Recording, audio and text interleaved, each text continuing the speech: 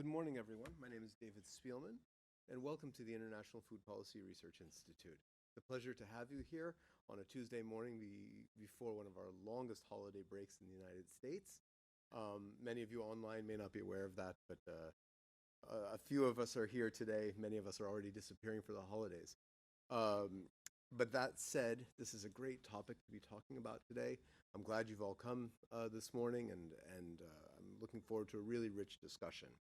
So in the past decade, information and communications technologies have really taken a front seat in the discussions about how to advance Africa's agri-food systems and its development, and to create more productive, sustainable, and equitable states of existence. Today, we see entire digital ecosystems emerging and evolving to offer smallholder farmers, food insecure consumers, and nascent agribusinesses with the data, the tools, and the opportunities that didn't exist even a decade ago. It's quite amazing what's going on. New digital technologies, products, and services are already making an impact on how we think about food and how we think about agriculture, and how food, agricultural products, and commodities are being produced, processed, marketed, traded, and consumed across the continent. We see this in the digitalization of information provided to farmers on crop and natural resource management practices, on linkages between farmers and commercial actors to provide greater access to markets and price information. We see it in financial and business development services for rural enterprises. And we see it in the sort of the back-end data analytics for agricultural production forecasting, research or R&D priority setting, and investment planning. But the success of digitalization in Africa is necessarily constrained by the availability, quality, connectivity, content, and capacity, right? And it's constrained by a lack, I would say, a growing body of evidence, but still a lack of evidence on the impacts of digital solutions, how they work, who they work for, who they benefit, who doesn't benefit, who's in, who's out, issues like that.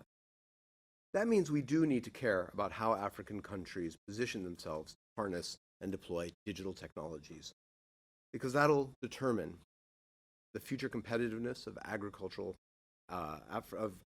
Africa's agriculture and its contribution to African economies. So I'm not going to go on too long. That's just a brief introduction. We have a great panel with us today. Let me introduce them and then turn it directly over to them. Our first speaker is Ousmane Badiane. He's a dear friend and colleague of mine. He's the director for Africa here at IFPRI. He oversees the Institute's 2 regional offices for West and Central Africa in Dakar and Eastern and Southern Africa in Addis Ababa. He coordinates IFPRI's work program in the areas of food policy research, capacity strengthening, and policy communication in Africa. And he's also in charge of our partnerships with Africa's various institutions. He's also co-chair of the Malabo Montpellier panel program and process, jointly with Professor Joachim von Braun, our former Director General. Katrin Glatzel is the program head of the Malabo Montpellier panel. She's been based at IFPRI's office in Dakar, Senegal, since 2017, together with her teams at IFPRI, Imperial College, and the University of Bonn, leading research and writing the panel's reports and briefing papers, and working with members of the panel to deliver expert advice to African governments. Debisi Araba is the Africa Director for the International Center for Tropical Agriculture, CIAT, based in Nairobi. He's a member of the Malabo Montpellier panel and was previously the Senior Technical Advisor on Environmental Policy to the Minister of Agriculture and Rural Development in Nigeria, our friend and colleague Akina Desina, who's now at the African Development Bank. And he was the team leader for environmental and climate change in the ministry. Fun fact, Katrin and Debisi both did their PhDs at the Center for Environmental Policy at Imperial College London and overlapped for several months. Good to know. And finally, Farbod Youssefi. Farbod is a program coordinator with the Global Engagements Unit in the Agriculture and Food Global Practice at the World Bank. The names and titles keep changing in the bank, but we try to keep up with them. He coordinates the work of the Enabling the Business of Agriculture team. And many of you probably use it. I know I use it. It's a great resource to understand what's going on in the agricultural sector from a commercial perspective and a regulatory perspective. He previously worked with several organizations, including the Bill and Melinda Gates Foundation, the World Food Logistics Organization, and the Post-Harvest Education Foundation. So with that, let me turn it over to my colleague Ousmane, and we'll proceed. Each speaker has about 10 minutes, all right? And then we'll go to Q&A. Thank you. Thanks. Thanks, David. Okay. Very good. All right. Good morning, everyone, and thank you for coming to today's policy seminar. My intervention is going to help set the background of what we do and how it's guided the work that's going to be presented in this report. So to say, to give you the angle of the report and I think make it easier for our colleagues to connect their message. We, around the Malabo Montpellier panel, work primarily around the issue of policy innovation, which is basically what IFPRI would like to facilitate. Why do we think that policy innovation is today possible in Africa and learning is important for that? It's because if you look at the last 2 decades, those of my age will think 1 or 2 decades prior to the last 2 decades. You look around Africa, everything was flat or declining. There was no movement up anywhere. You may have 1 or 2 countries that are doing well, but over the last 2 decades, you have a critical mass of countries growing at higher rates, sustained for 2 decades. Obviously, there's a lot that's going right in many different places. And out of that lot that's going right in so many different places, there must be lessons that can be learned to accelerate the pace of growth because of all the progress that is needed to be made in Africa. So in the next couple of slides, I just review why we think that there is a mine somewhere for very useful and practical lessons for policymakers everywhere across Africa. Over the last couple of decades, African countries are spending more for agriculture than they have done before, almost doubling annual outlays for agriculture. Agriculture gross domestic products has grown by 2/3.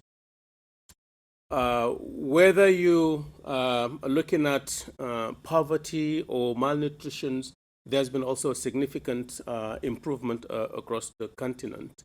The share of population under poverty has decreased by 36%, the level of malnutrition by between 20 and 43%.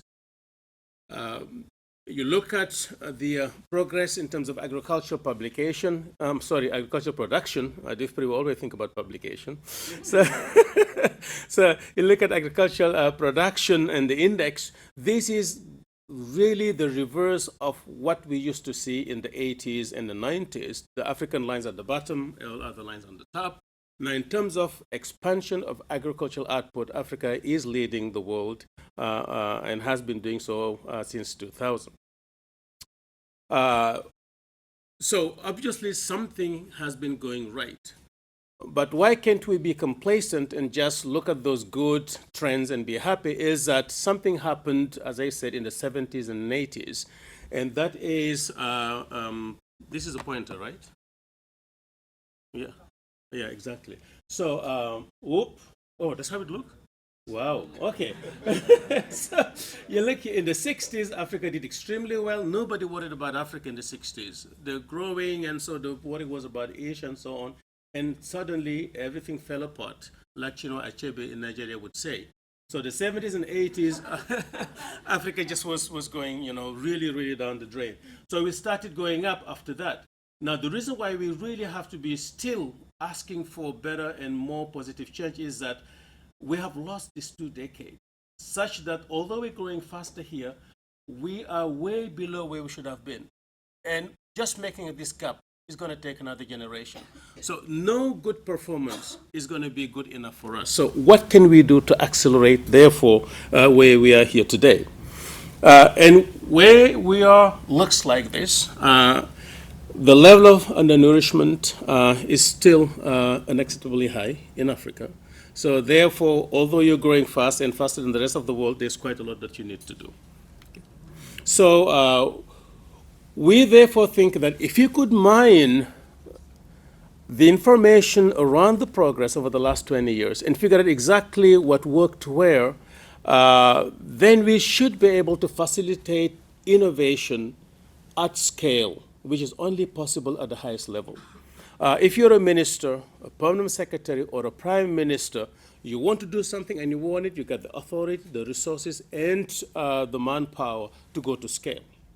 But at that level, where you can get things adopted faster, implemented at scale, and be transformative, at that level as well, you know that when you fail, the costs politically and financially are high.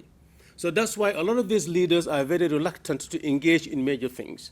Many of us have sat across the table speaking to a minister or person at that level about a great idea, and they will ask you immediately, where has it worked? Who has done that? Where and how? So that is the question we're anticipating now with the work of the Malabo Montpellier panel. How can we look at specific areas where we think progress is possible and has been demonstrated in Africa and answer the question by showing those leaders where, what, and how things have worked on the ground, so that if they want to do it, they have a sense of comfort to do that. So therefore, what we do about whether it's digitalization or nutrition or mechanization or energy, whatever it is, we want to understand positive change on the ground, find out where progress is taking place, understand what works, why it worked, and how it works. Then we take that information and see how we can learn from it. Good practices in terms of program design, implementation, and take it into a platform where then people at the highest level can look at it and learn from it. Now, we focus on three things, and that's important, and you'll see this in the report. We focus on government action. You can look at any topic from so many different angles. Why does digitalization work? What are the costs? What are the benefits? Who loses? Who gains? What are the obstacles? You can do all of that. And a lot of people are doing it, but we've chosen to do one thing that will respond to the question a minister would have: where has it worked, and how and why? So we look at three things. All things that a government can do at the sign of a pen, which is institutional innovation. They can create institutions, they can modify institutions. So what are the institutional innovations that countries that have made progress have made? What are the policy changes that countries have enacted in order to be able to make progress in a specific area? And what are the interventions they carried out? All those things a minister, prime minister, or permanent secretary could carry out. So you see a lot of that in the reports that are coming. So we have done several reports. This is report number 4. We did one on nutrition, one on mechanization, one on irrigation. And once we do that, we organize a panel, a forum, where we invite permanent secretaries, ministers of the top leading countries, and then other sets of ministers and permanent secretaries together around the table to exchange basically, how did you do it, why did you do it, why did it work, how did it work, and so on and so forth. So the panel members are displayed here. We are about 18 or 17 of us. 80% of us are from Africa. So Katrin is going to guide you to the first part of the digitalization report, which looks at all the issues around the topic. And after that, our colleague Debisi is going to go now to the lessons of what we think is possible to move the needle in the area of digitalization. So as part of facilitating, therefore, policy innovation, we do two things, actually three. So we look at a report, a thematic area. We rank African countries. We take the top 6 or 7, and we look at what they do right in terms of institutional innovation, policy change, and programmatic interventions.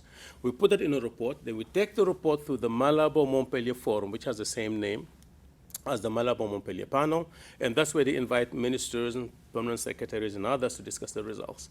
But because the report is concise, and because the forum with ministers is limited, we had a third product, which is webinar series. So we do 2 reports a year, 2 forum meetings at that level a year. Then the webinars are 2 every trimester. And what we do with the webinars is to answer now the practical operational issues.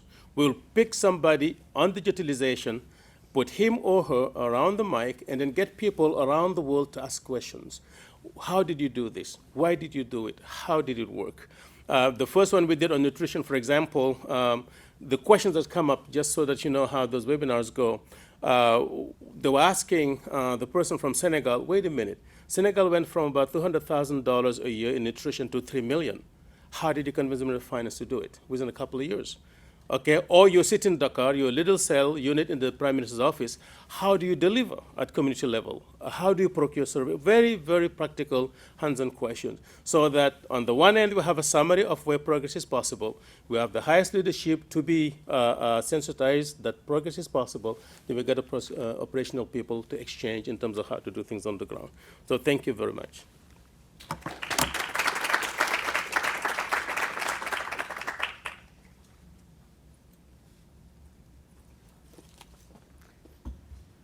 Thank you, Ousmane, and good morning, everyone.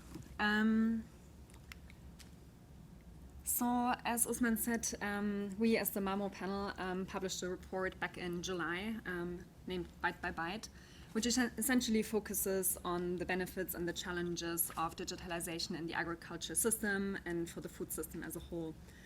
And in this report, we were also keen to find out what did countries do right, what did they do in terms of institutional and policy innovation and interventions on the ground. But before Debisi talks about the country-level experience, I would like to talk you through the broader bulk of the report, so the benefits and opportunities we identified, but also talk you through some of the risks and limitations of digitalization. So many of you might be familiar with this. This slide shows the digital landscape as we know it at the moment. You can see that in the agriculture sector, but it also applies to other sectors of the economy. So at the bottom, you have digital infrastructure, and that can be anything, including laws and regulations, last mile infrastructure, such as electricity provision, access to the internet, affordability, etc. Usually those are provided by governments, so the public sector, but increasingly you also see a mix of public-private partnerships. At the next level, so in the purple bar, you see digital platforms. And digital platforms, they essentially collate information, they promote broader access and use of information, and facilitate a wide range of use of different digital services. So the best known platform in Africa would, for example, be M-Pesa, but there's also others such as Apollo Agriculture, Android, Uber, etc., and Pula, for example.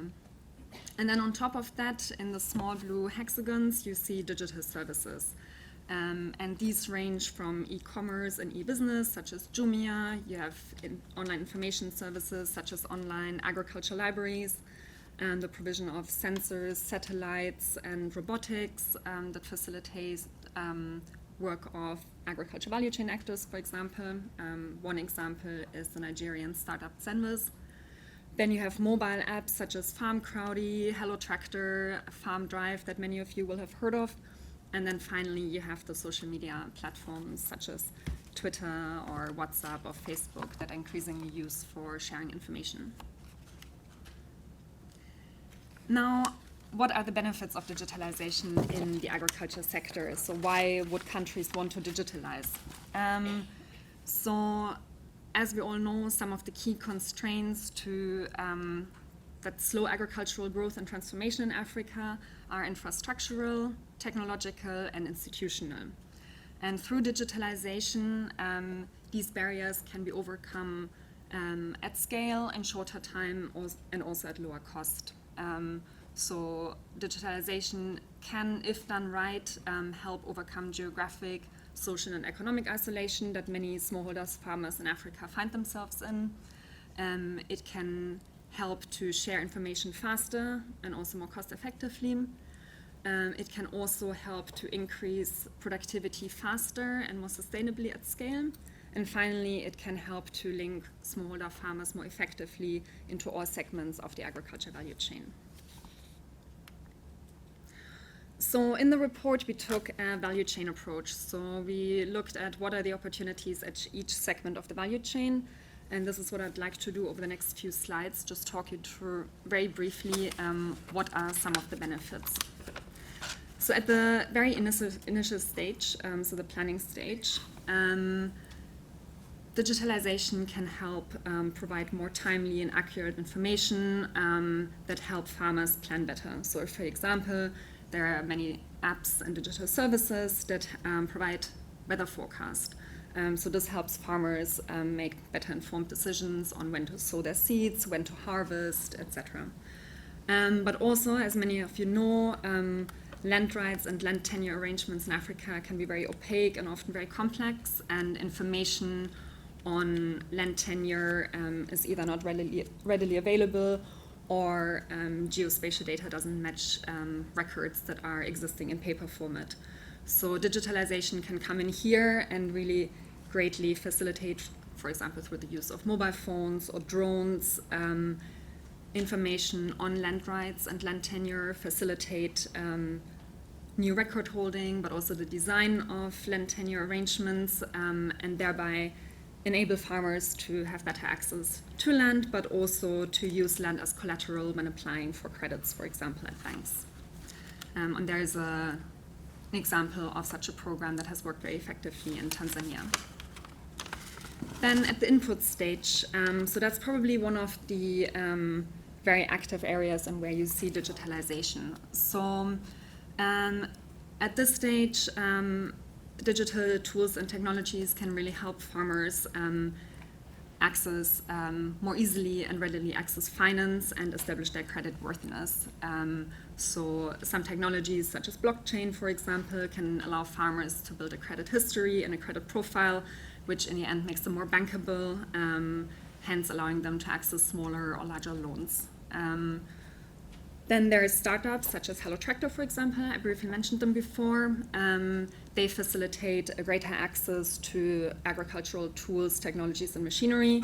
So in a context where the acquisition of machinery is often still out of reach for smallholder farmers, hiring services such as Hello Tractor greatly facilitates smallholders' work. And it's really fascinating actually to see how many startups led by young African entrepreneurs in the space around inputs are mushrooming across the continent at the moment. So I mentioned Hello Tractor and Farm Crowdy and Farm Drive, but there's others such as iProcure or MyAgro. Some of you may have come across. Then at the production stage, there are various digital services and tools that help farmers increase their production more sustainably. I just very briefly want to go into precision farming. So there are various tools out there that can help farmers plan more accurately. So with precision farming, no alarm? Okay.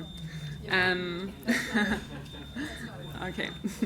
It helps them plan and decide where to apply inputs in a more targeted way. So for example, fertilizers or water. But also you may find digital extension services and tools and technologies that provide advice on pest and disease management through text messages, for example. And David Hong is here in the audience. David used to work for 1 Acre Fund for many years. So maybe later in the discussion, it'd be great to hear a little bit how 1 Acre Fund has been using technologies in their bundles. Now, very important post-harvest losses. So estimates still indicate that about half of fresh fruit and vegetables in Africa are wasted and lost, and about half of that is lost at post-harvest stage and processing. So this is where digital technologies and tools can come in to dramatically improve information on market and prices, transport and storage facilities. So if farmers are provided with more accurate information on prices, for example, they will be in a better position to decide when they want to sell their produce, where and what price. So this helps reduce post-harvest losses and also benefits farmers financially. There's very briefly one startup that I want to talk about. It's called Twiga Foods. That was established in 2014 in Kenya and links small fruit and vegetable farmers with small, medium-sized vendors in urban areas. And Twiga uses a cashless platform that allows them to offer higher prices to farmers, guaranteed markets, but also a guaranteed supply to vendors. They use a blockchain technology, which essentially allows smallholder farmers to build a credit history and, like I mentioned earlier, hence become more bankable and allow them to apply for loans and other financial services. And then finally, and I'm sure many colleagues here at IFPRI have been looking into that, digital technologies also have a role to play for improving dietary outcomes and nutrition. So there are various initiatives such as M-nutrition, for example. I don't think I have the time to go into detail, but digital services are increasingly used to help women and heads of households to improve nutrition outcomes, but blockchain technology can also be used to ensure or improve food safety and help track where agricultural produce and livestock products are coming from. So with everything, there's lots of opportunities and benefits, but like with everything, there's also risks and limitations that countries need to bear in mind when devising their national agriculture digitalization strategies. And very broadly, limitations can be categorized under accessibility and under cost and content. So in terms of accessibility, we have concerns around last-mile infrastructure provision, such as electricity, connection to the most remote areas and villages, but then also around digital literacy. So how do you actually use the device? How do you understand the information and process the information that you receive? In terms of cost and content, the majority of people in developing countries still cite the cost of handsets as a major barrier to uptake of digitalization. And then, of course, it's absolutely essential that the information that is being provided through those digital services is locally adapted, so it's actually useful and can be applied to farmers' local needs and contexts. On the risk side, and I think Farbod might be addressing some of those issues in his presentation, there are, just like in Europe and in the US, concerns over how data is being used. So there's an opportunity now for countries to really think this through. How is the data that farmers provide through digital technologies used at a later stage, and what can be done through regulation to prevent potential challenges and problems. Then IP rights. I think often it is argued that over the short run, it's beneficial for the developing countries to have a more flexible approach to IP rights, but especially now with so many smaller startups emerging on the African continent in that space, it might be beneficial to take a more flexible approach initially. And then finally, automation and computerization can lead to unemployment potentially. So again, there does need to be thought through, what does it mean if agriculture becomes more automated? How does this not come at the expense of employment, particularly in rural areas? And here my last slide.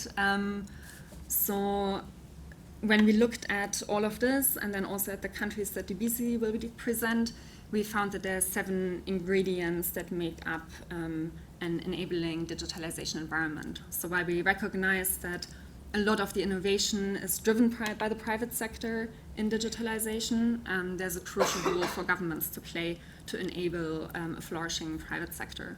One is regulation, like I briefly touched upon with regards to employment and data privacy and rights. We need innovative fiscal measures and mechanisms.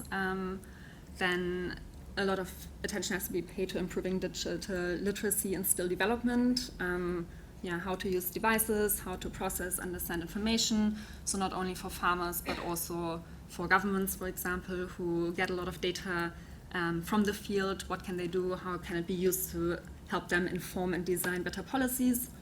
A focus on R&D, digital infrastructure, like I mentioned earlier, and then very importantly, more innovation and information hubs where young entrepreneurs can come together, generate new ideas and solutions, and finally, South-South cooperation.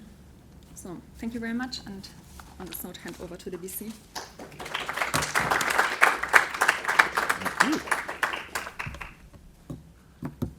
Okay, good morning. Before I continue, I want to give a shout out to my dear brother, Ousmane Badiane. I call him Senegal's famous son. It's a pleasure being here on your home turf.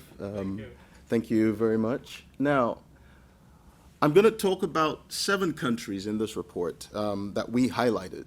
And within the report, what we looked at were countries that appeared to create the right enabling environment for agriculture to thrive, but also had scored high on the mobile connectivity index. So they were doing well on ICT penetration, but also doing well in creating the enabling environment for agribusinesses to thrive. Of course, well, it's my firm opinion that the future of Africa, as far as the agriculture sector is concerned, is an agribusiness. Globally speaking, the global GDP is about $80 trillion.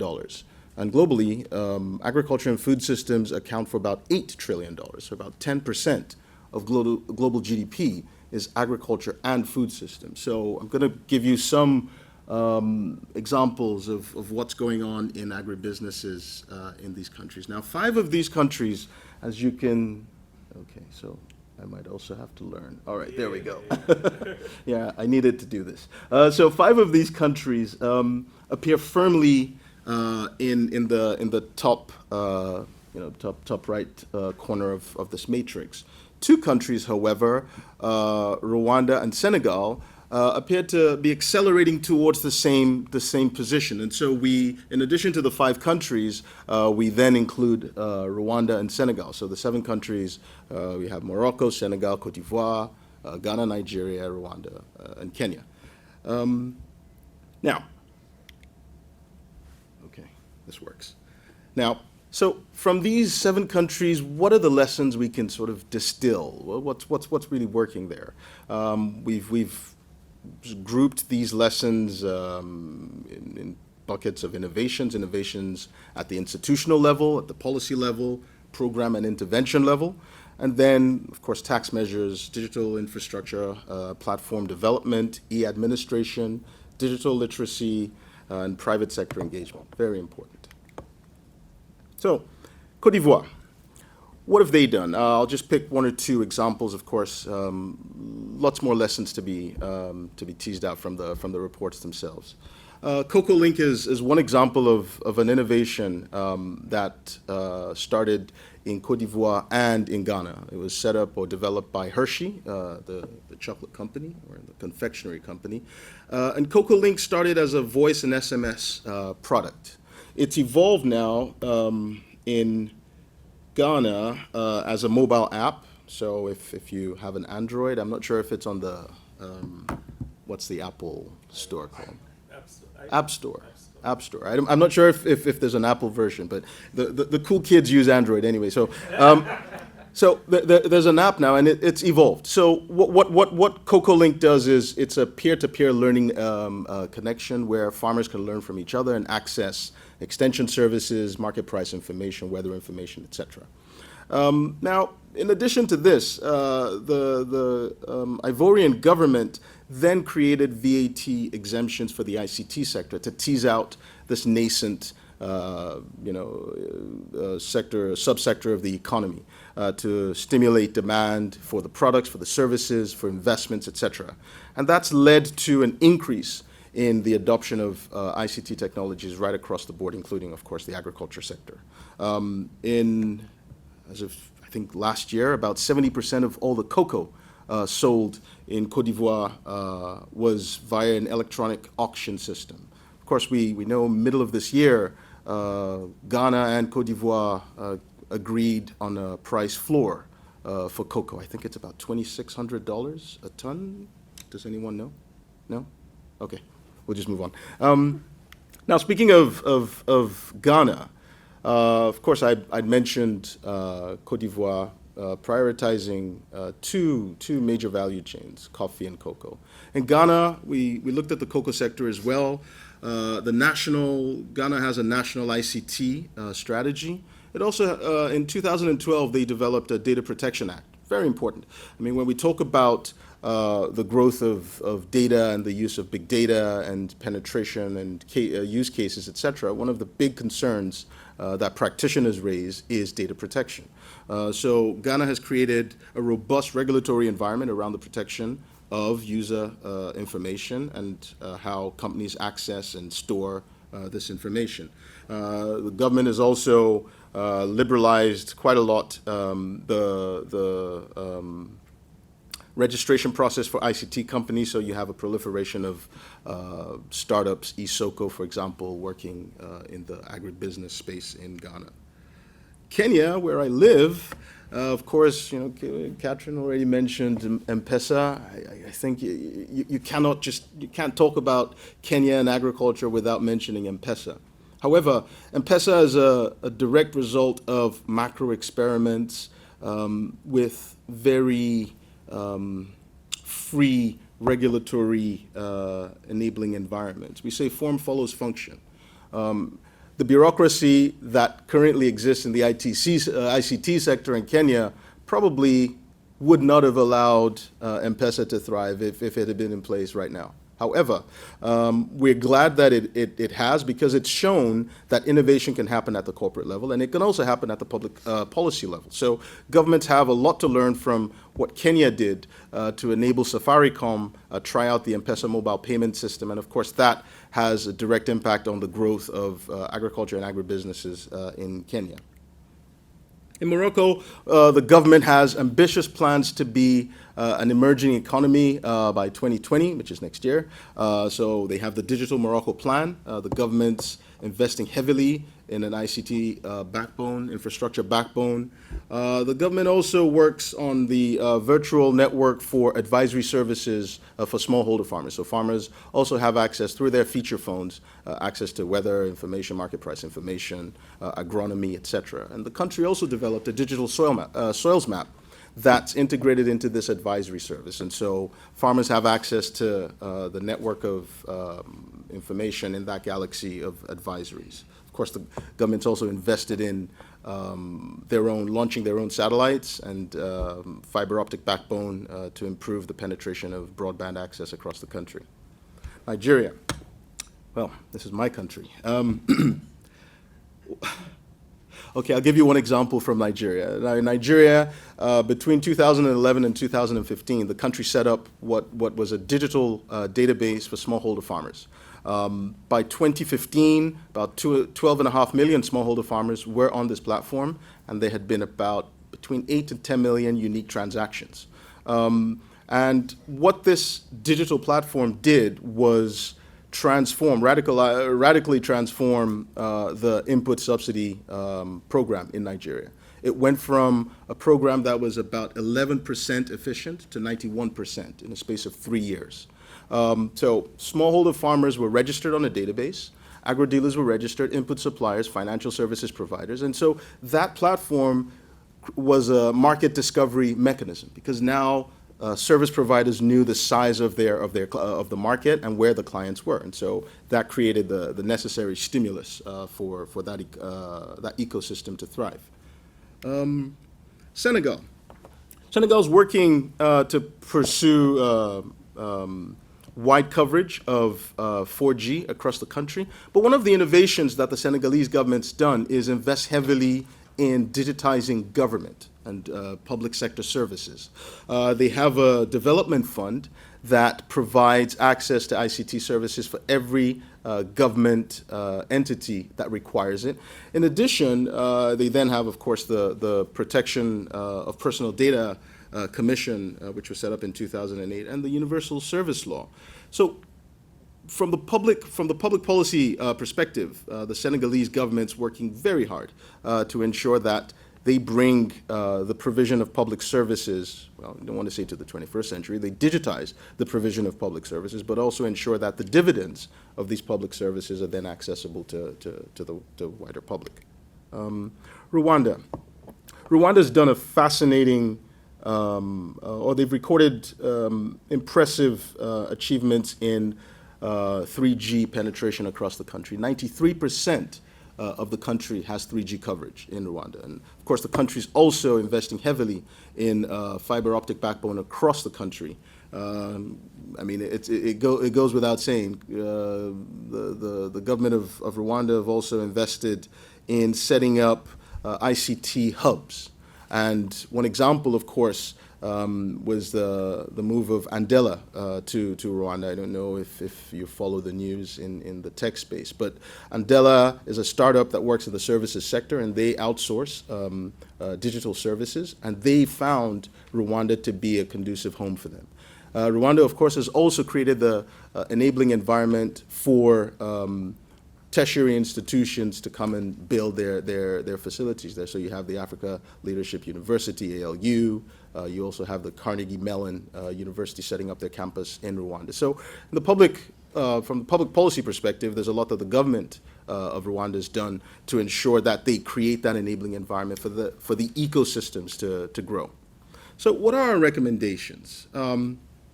Based on these case studies, we feel we need smart regulatory environments that promote the development and confident use of digital technologies and services and limit the risks, strengthening local skills development and digital literacy training for populations to ensure that these experiments continue and we create a healthy, not just a healthy startup community, but a healthy use case for these technologies. Introducing the right fiscal incentives to drive digital innovation. So, of course, we've mentioned tax incentives, VAT, et cetera, but also governments can create additional fiscal incentives to ensure that the digital ecosystems can set up shop in their countries and thrive and grow. Finally, its last two points would be investing in supportive last mile infrastructure to bridge that digital divide. So it's not enough to have these digital hotspots in the capital cities. They really need to spread around the country because with them, they're conduits for prosperity. And so you don't really want to concentrate all the infrastructure and innovation in minute locations in the countries or pockets across the country. And finally, it's the development of digital innovation hubs. In the news, I believe it was September, we have the CC Hub in Nigeria acquired the iHub in Kenya for an undisclosed fee. And that, is something to keep an eye out for those who are, again, in the tech news or tech space. You might want to look that up. Because what that does now is create a bridge between East and West Africa. Ideologically, philosophically, technologically, there is now no distance between East and West Africa. So it's ideas spreading and, diffusing at the sound of thought. And with this, I believe, I come to the end of our presentation. I'll hand it over. Thank you very much.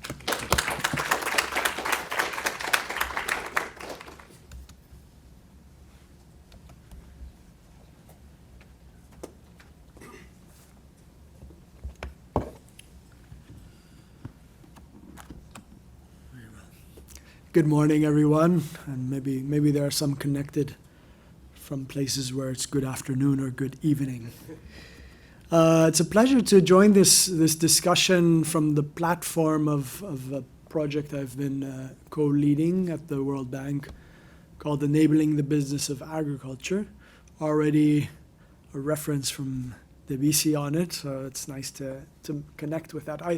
I thought maybe before focusing on what I'm going to call it EBA, it's a lot shorter, what EBA has done in this realm, I wanted to take a step back and talk a little bit about the project and how it has approached the whole issue of an enabling environment in agribusiness. And, I'm just going to go over this slide very quickly. The point here is for the development outcomes, the intended development outcomes, there are numerous studies that show that a lot more funding has to be mobilized, right?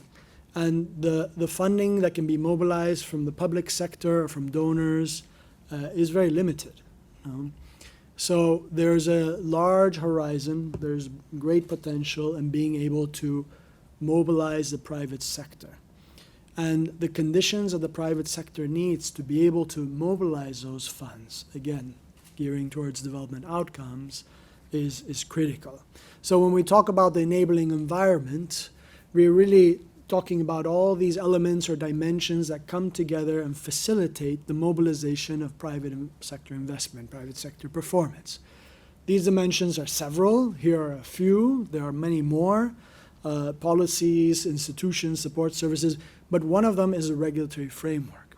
And this is the area, or this is the dimension that EBA and our program and EBA has decided to focus on.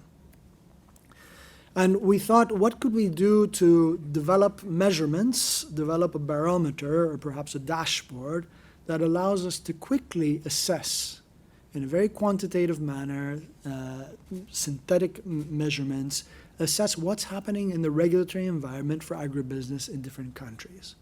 We were interested in measuring areas that, besides being able to be measured, because there's many areas that's difficult to measure, can be measured in a comparative way, meaning you can measure them in the same way in Latin America or Africa or Asia, and that are ultimately also actionable. So measurements that the government, this evidence is provided to government and policymakers, and they can immediately address the issues that these measurements raise.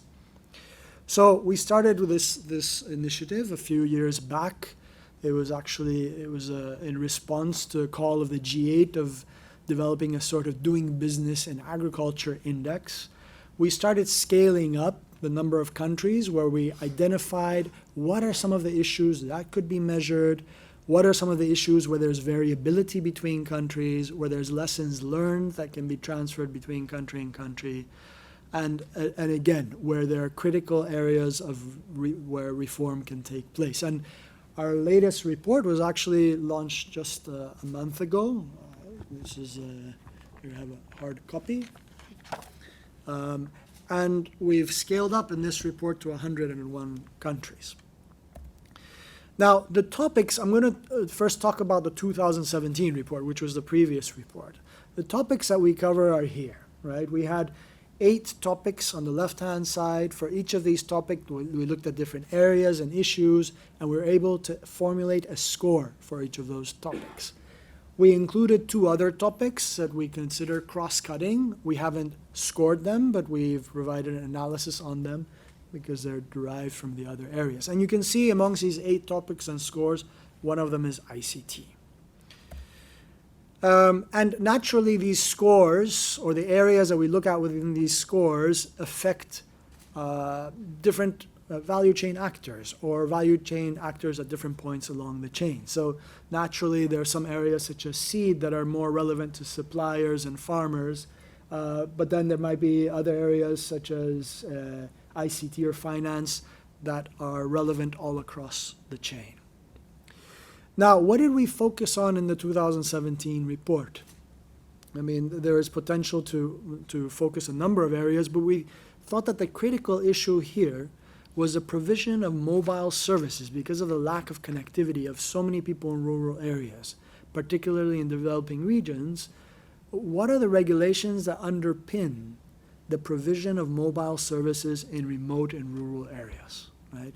And that's what we decided to focus on, and this whole scoring is based on laws and regulations for licensing of mobile operators, spectrum management, infrastructure sharing. So we identified a number of good practices, regulatory good practices, that again facilitate mobile operators to extend their service in rural areas and therefore foster access to mobile services. And this is really just a summary of the good practices we were assessing countries for, making sure there's a general authorization regime in place, looking at the costs of the regimes, the authorization regimes, the licensing regimes, the validity of them. You know, there might be a country such as Ethiopia where actually the validity of the licensing regime is 1 year, right? Whereas in other African countries it might be 15 or 20 years. What about renewing, the renewal conditions? How accessible are they? How easy are they? Then there's issues related to digital dividend bands, low frequency spectrum. Are they allocated to mobile operators? Because this again opens the market, the telecommunications market, and again fosters mobile operators being able to move into the rural space, voluntary spectrum trading, also passive and active infrastructure sharing. So, I mean, I won't go into too much technical detail. The issue here is that we identified a number of good practices, and these are the ones that we started assessing in this set of countries, which they're in different colors because it just shows how we started scaling up from one report to another. But ultimately, this here are the 101 countries where we cover in the last report. Now, the 2017 indicator was only for 62 countries. So those scores we have for 62 countries, but I'll tell you why we don't have those scores for the 2019 report. Now, the 2017 results, perhaps predictable, but always good to see that if you divide the countries that we covered into these three categories of urbanized, transforming, and agriculture-based, agriculture-based countries typically have weaker or more limiting regulatory frameworks for mobile operators to move into the rural space. If we take the 62 countries that we covered, this is how they range regionally. I don't know if the previous speakers knows I could do this. Impressive, no? So, so here on the right side we have the African countries. You see there are some that have higher scores, some that have lower, but you get a sense of how they compare to other regions. This is how it actually, if you take the 62 countries, you put them in order. This is what you have. This is the full range of 62 countries, but I've highlighted in yellow the African countries. You have Kenya, which is the highest performing, highest scoring country, and then countries such as Ethiopia. There you go. It's interesting to bring it here, which has the lowest score. But there's quite a range. So besides Africa being able to learn from other countries or to look at other countries' experience in setting up these regulations, there's also a lot of inter-regional or intra-regional learning that can be done there. This is also something perhaps different but related. We also see the number of measures in place that facilitates access to information.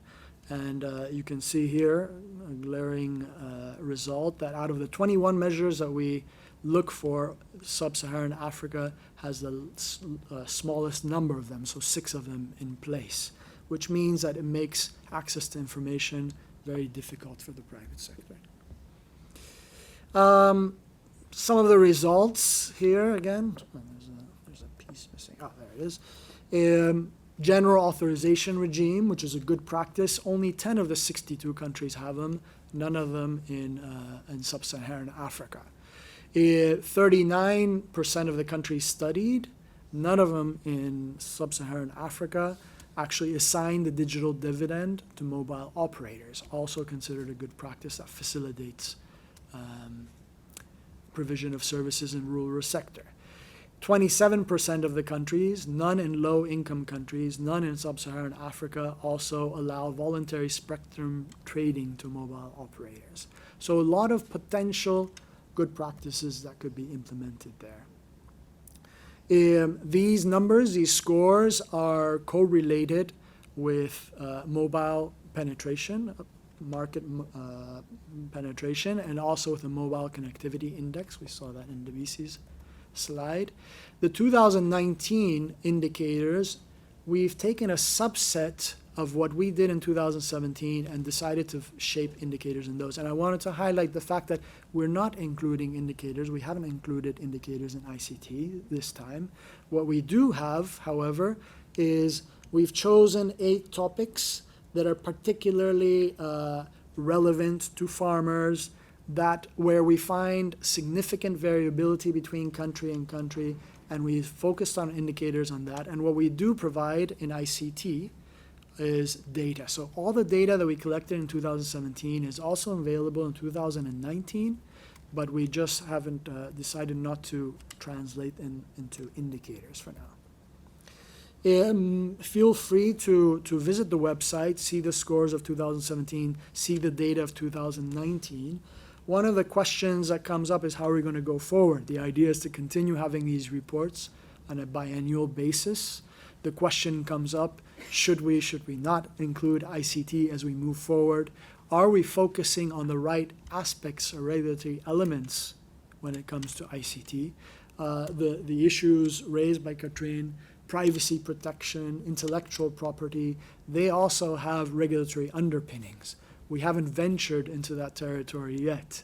Is that an area of interest where there is significant variance? It does have implications for private sector investment in that area. Does it have an impact? Is there potential for reform that will ultimately affect the provision of digital technology to the target population here?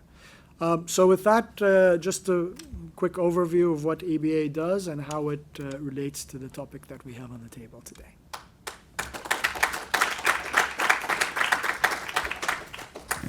If I can have the panel join us up here at the front, we can proceed to a Q&A. We've actually got a really decent audience, and I think, Lucy, we have people online as well? Great. So why don't we start from the floor here and take a couple of questions. Let's aggregate 3 or 4. Turn it over to the panel. Oh, sorry. We have to use the mics. Let's take 3 or 4 questions from the floor, aggregate them, pitch it back to the panel, and then after that round we'll go to online questions if there are any. Let's start with John McDermott. Please do introduce yourself. John McDermott. I'm from IFPRI. I'm the director of the Agriculture for Nutrition and Health program. I want to ask more about how we link the supply side with the demand side with digital technologies, and it wasn't really covered in depth. We hear a lot about agricultural transformation, but not food system transformation. So what are the opportunities for using more demand side information on what consumers are looking at markets and food environments, and then linking that back to the agricultural system? So your thoughts on that, including how it enabling the food system rather than just agribusiness. Excellent. Another question.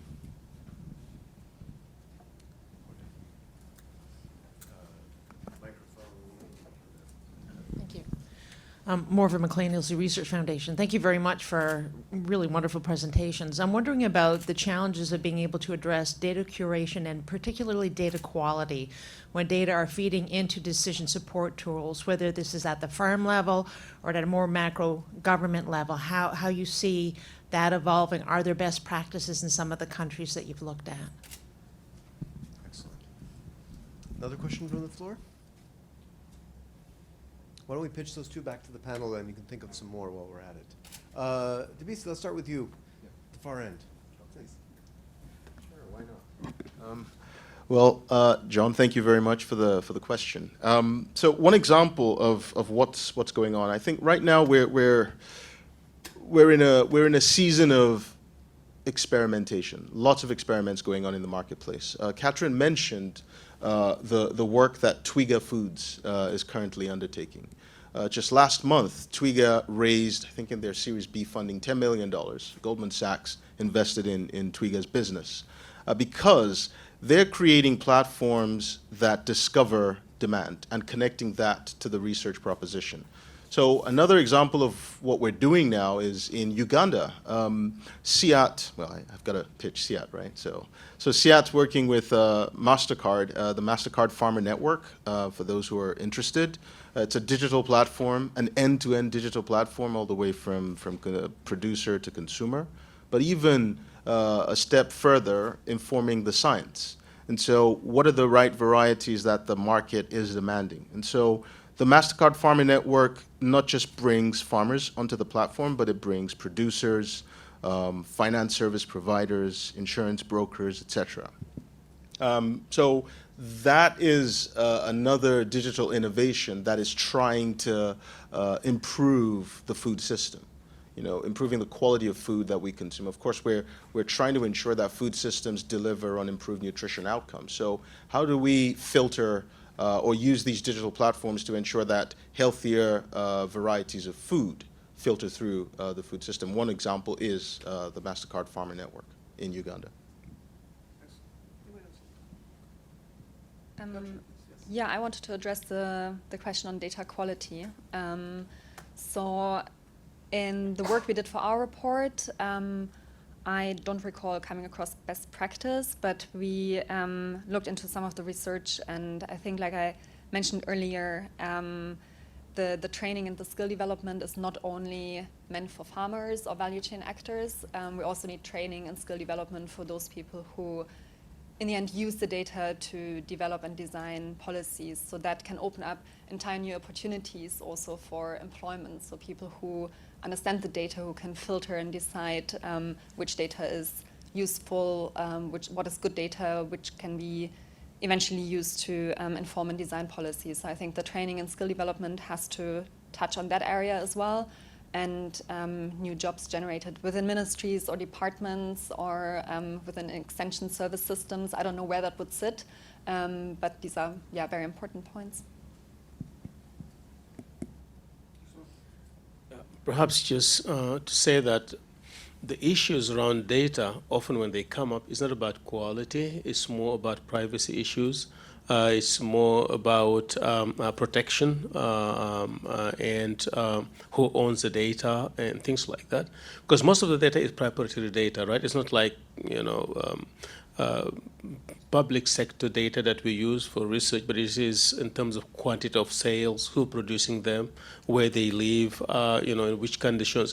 Those are being curated and generated and gathered by the suppliers. But what do they do with it? Who owns it? Those are the kind of questions that are coming up more often. And you see in most of these countries now, they're struggling with digital data rights and things like that. So that's where we see countries moving and doing something innovative, or at least rising up to global standards. In terms of quality, probably more for the research community is quality an issue. For the business and commercial ecosystem, the issue is about protection, ownership, and privacy of data. And there's a while, quite a way to go, but some countries do have the laws in place. Enforcement is a different issue. Control is a different issue.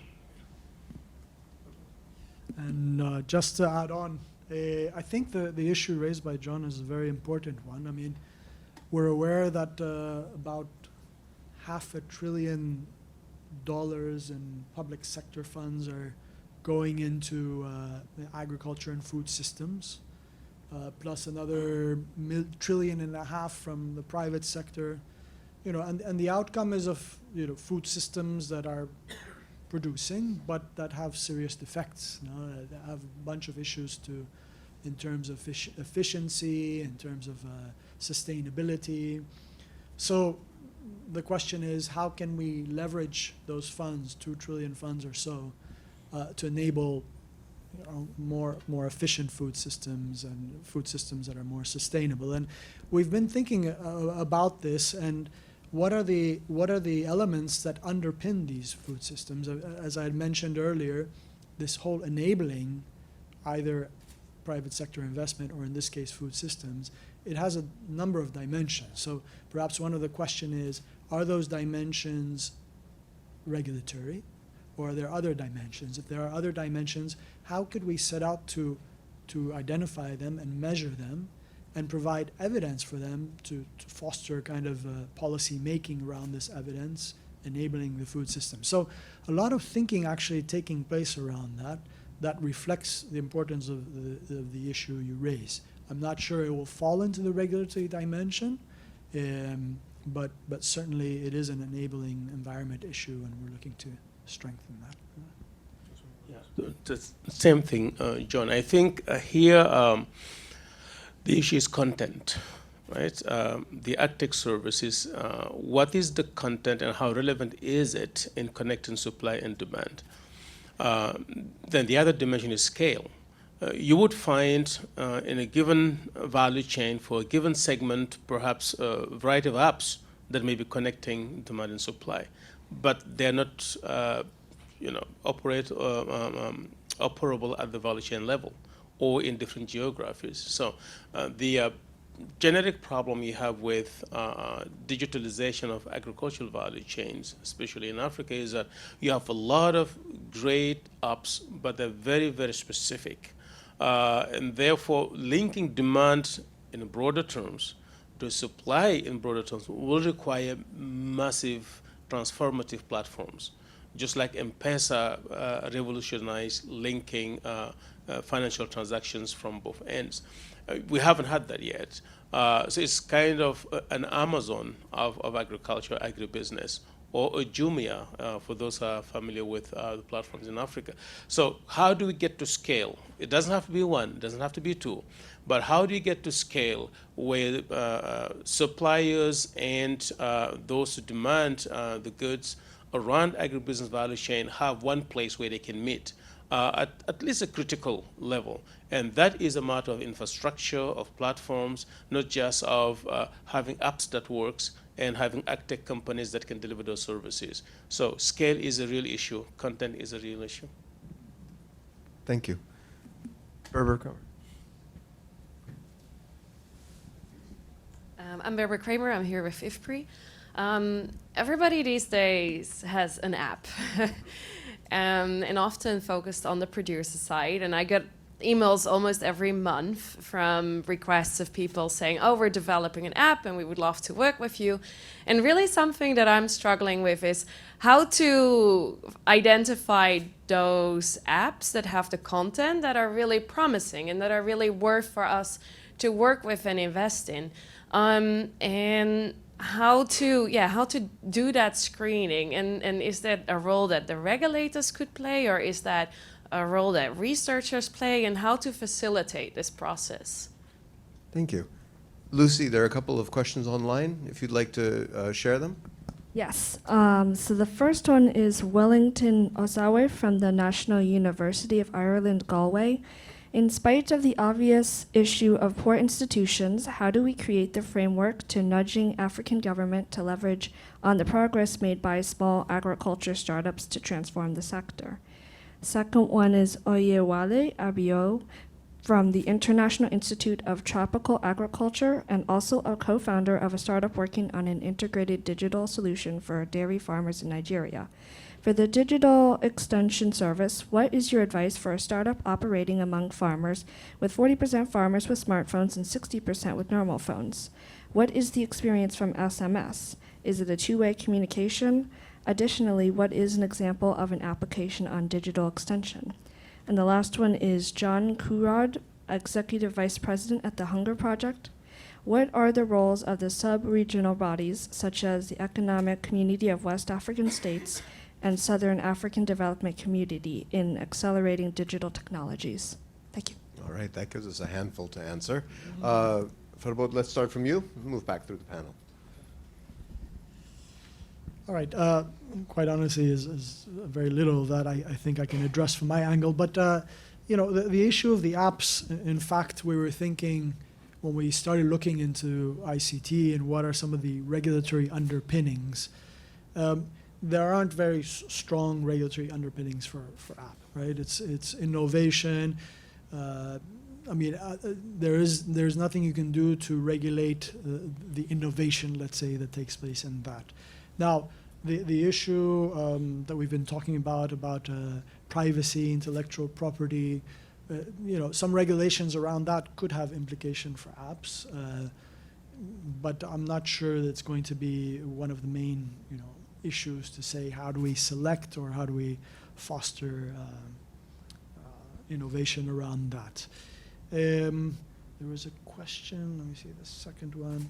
Oh, smallholder. So, one of the things related to the second question is that the whole intention of shaping these indicators, and I haven't had the chance to talk about this, is, the degree to which it really veers the attention of governments and policymakers to providing the right conditions, right? I mean, when you develop a global benchmarking tools such as Doing Business did, 15 years ago, and EBA is doing now, it's incredible the uptake that it has at the government level, right? Being able to put in one sheet the measurements of a country and comparing them with other countries, neighboring countries, competing countries, it just generates such an appetite to improve and to change. So at least, I don't know if this is at the small operator level or the smallholder level, but to the degree that we can identify measurements and present them to governments, those that make the decisions that set the framework, I think we will be able to have an impact on the enabling conditions for these small operators or smallholders to function. So just wanted to put a word in for that. Barbara, I'm not sure we need to regulate that. We let the market decide which apps would survive, right? Because if you're solving somebody's problems, you're going to be paid for it and you will survive. If you're not solving anybody's problem, I'm not sure you're going to go very far. However, if we need regulation, is to make the playing field level for startups to be able to fight for their market share vis-a-vis all the established companies and things like that. But I think the more dynamic the ecosystem, the better it is. People who go to bed thinking about issues and wake up in the morning and work on them probably are in a better position to figure out what else to do. So that would be probably my thinking about that. So my concern about regulation is opening the door as wide as possible and then see who comes in. In terms of what can you do in the context of limited institutional capacity of governments to promote digital services, I think if you looked at all the red subtitles of the slides that Debisi was going through, you'll see how different countries are trying to solve the problem differently. You'll see Senegal focusing more on universal access with a dedicated fund and spreading the service as wide as they can, which creates a demand for digital services.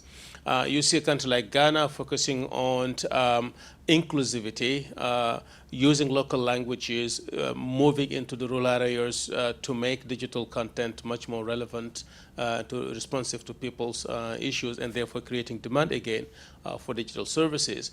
You see a country like Nigeria focusing more on local manufacturing, on capacity and content, which also expand demand for the services. Morocco looking at infrastructure for reach and scale.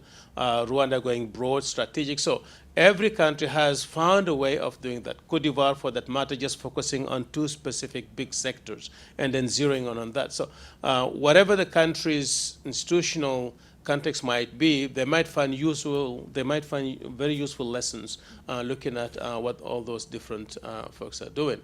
Now, on the content and SMS vis-a-vis digital content that is accessible to smartphones, I don't think most professionals in this area are thinking about one way of delivering digital content. They're thinking about voice, they're thinking about SMS, they're thinking about using pictures and tactile or touch phones. So there are a lot of different ways they're thinking about getting content. So it's not going to be one. But it's a bundle of them that will allow you to reach most folks on the ground. Now, in terms of examples, if you would download the report, probably you'll see several of them in the case studies toward the end of the report. Thank you. I'd like to add on the question of small agricultural startups and how governments can collaborate more effectively. So Ousmane, you were mentioning what some of the countries are doing, and I think Kenya and Nigeria, for example, stand really out as countries that enable the flourishing entrepreneurial environment for startups to experiment, to succeed, to fail, and I think there's a big opportunity, especially with digitalization in the agriculture space, to embrace public-private partnerships, to have innovation and information hubs where small startups can experiment, where they can fail, where they can try out different ideas. So to really allow the private sector to leverage its innovative capacities. So there's a role to play for government, but in particular in this area, I think it would be a mistake to limit it to just big interventions by the private sector, but to really harness the innovative capacities that are coming out of young people and young entrepreneurs. Thanks, Katrin. So I'm going to sort of respond across the questions. So 2 repositories of, for where you could get good ideas on the better apps, because there's a proliferation of apps out there, as you can tell. So the first, of course, again, I'm with CIAT and we're at IFPRI, so we have to talk about the CGIAR Big Data Platform. The Big Data Platform was convened by CIAT and IFPRI. They've held within the context of the, is this, it's still, okay. In the context of the Big Data Platform, we have the Inspire Challenge. There are three objectives for the Big Data Platform. It's to convene, organize, and inspire. Now, in the context of the Inspire objective of the Big Data Platform, we hold an annual convention. This year it was in Hyderabad at ICRISAT. Last year was, I believe, at ICRAF in Nairobi, and the year before was at CIAT in Colombia. And each year we encourage the collaboration of CGIAR centers with the private sector. So you have a healthy ecosystem there of, you know, the startups, the better ideas. I suppose if you could filter the winners, then that's an easy subgroup that tells you, you know, what the better apps are and where the market demand is. But again, it's early days. We're 3 years into the Inspire Challenge. Who knows where the real commercial demand will come from? Another example is the Pitch AgriHack program of CTA.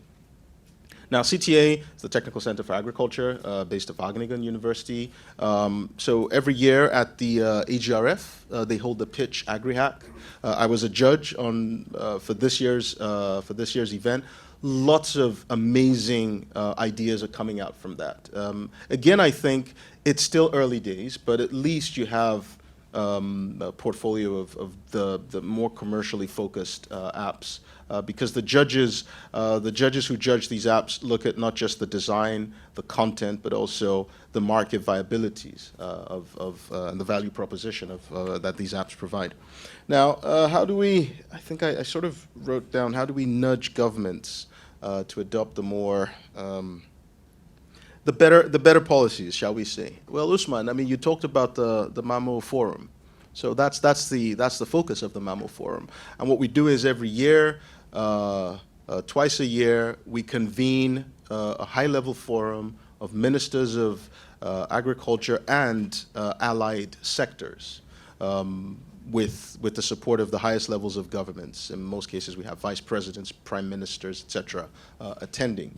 And what we're doing, the objective of the MAMO Forum is to ensure that the lessons from the reports that the panel produces can be distilled in bite-sized chunks for senior members of government to understand. Of course, we're trying to create a race to the top. We want people to be impressed and inspired by what their fellow neighboring countries are doing, and then adopt practices that will ensure that they can, you know, also benefit in this prosperity narrative. Now, finally, there was a question on digital extension services and an app for, I think it was livestock. One of the pitches for this year's Pitch AgriHack, I believe, was Jaguza, Jaguza. So if you can look that up, or you go to the Pitch AgriHack website, you will find the apps on livestock extension services, etc. So lots of ideas out there, and lots of good ones for that matter. I think, you know, it's really early days. As Ousmane said, the deployment of extension services, we're going to have to get creative. We're using USSD, we're using SMS, text messages, we're using voice, we're using video, we're using pictures. But one of the big lessons we're learning from extension services is farmers can learn from each other, or not just farmers. Agribusiness entrepreneurs can learn from each other. And so an agro-dealer can learn from another agro-dealer. A farmer can learn from another farmer. Seed multiplier can learn from their peers. And that's important because there's only so much top-down information people are willing to take, because the proof of the pudding is in the eating. So you would rather take on lessons from someone who's also practicing. And so A lot of the peer-to-peer extension services are growing. We Farm, for example, in Kenya, is a good example of this. It's a peer-to-peer platform, social network for farmers, and they again raised, I believe it's somewhere between $10 and $20 million this year. And so we're starting to see commercial appetite in the investment sector, to invest in these technology startups that are focused on extension services. So who knows what's going to happen? I mean, this is really very early days, but we're hoping that we create something vibrant and something exciting that transforms the agriculture sector, not just in Africa, but also around the world. Thank you. Thank you very much. Any other questions from the floor? 1, 2. Go ahead, please. We need microphones for you. Thank you. My name is Nate Austin from the DFC just across the street, and it's a more personal reflection on this topic, which is if you had, say, a few $1 million to invest in this sector, from either enabling infrastructure all the way to specific apps, if you want to talk about that, where would you invest in any of these countries and why?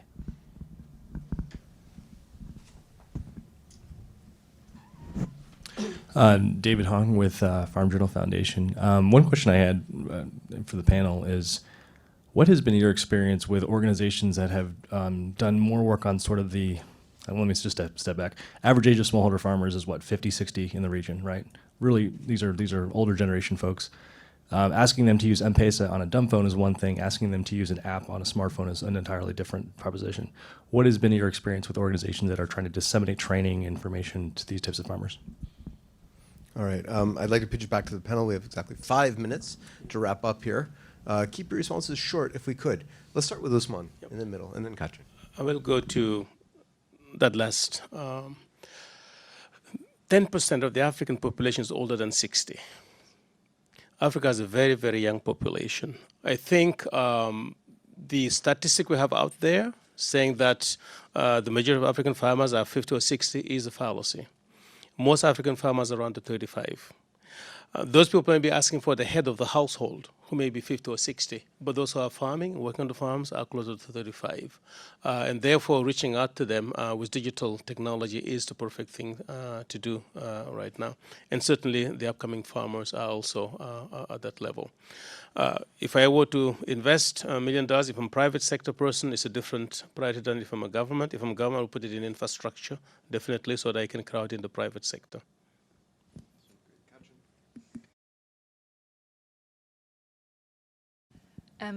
Yeah, also on that question, I think it's really difficult to choose one aspect. You probably have to invest in all sorts of areas at the same time, but I would also, just like Ousmane, choose infrastructure if I had to choose one.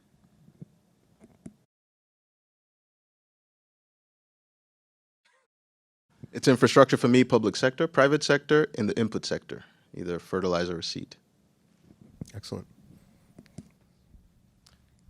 I'm no technology expert, but I'm glad that a lot of the work that we do doesn't require investment. So I think I think the infrastructure is a good target area. So everybody says infrastructure. Let me just wind this up. What about regulation?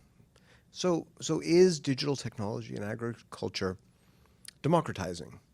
Does it allow farmers to access not just inputs and markets for their commodities, but also engage in civil society, engage in political discourse? We've seen some very frightening examples in this country of the use of digital technology to advance political ends that haven't well, anyway, I'll stop there.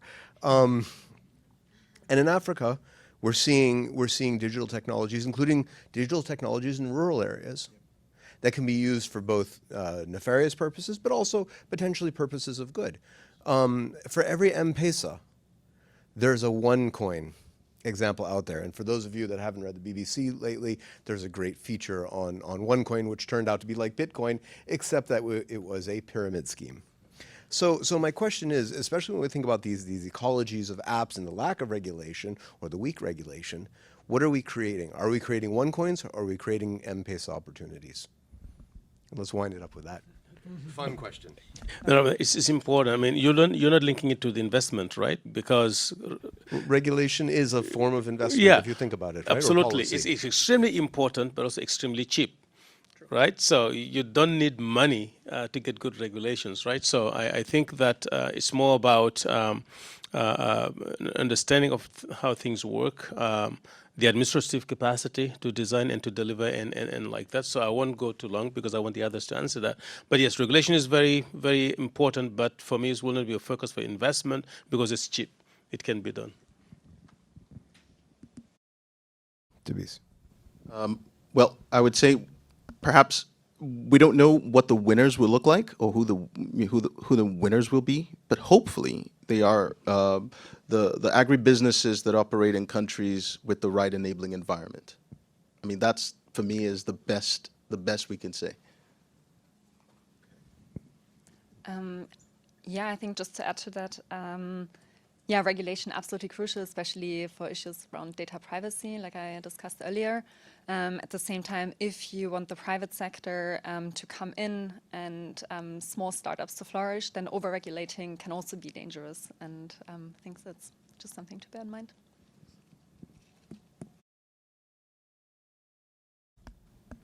Yeah, just to finish off, I won't, how do you say, hammer the same nail of the regulations, but clearly if you look at some of the examples of countries where there has been this sense of transparency, adequate management of information, you look at some European countries, you look at some Latin American countries, I think there are some very interesting examples of how regulations have been brought into the picture to really enhance the role of value chain actors in the system using mobile apps, using digital technology. So a lot of examples to learn from. Excellent. Those are all really great responses, very thoughtful. Gives us a lot to think about for the future. And with that, I'd like to thank the panel for their comments and all of you, both online and here in the room, for taking your time out on this Tuesday morning to put some thought into these issues. Thank you all very much, and we hope to see you back here soon.